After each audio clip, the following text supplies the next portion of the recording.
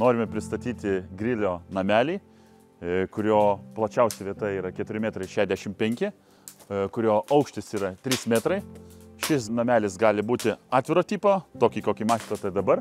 Taip pat grilio namelis gali būti ir uždaro tipo, su durimis, su visais langais ir panašiai. Jį galima modifikuoti kaip jūs norite, pasirinkti spalvą, pasirinkti stogo spalvą, pasirinkti sėdimų vietų skaičių, krosnelės tipą. Užeikime į vidų.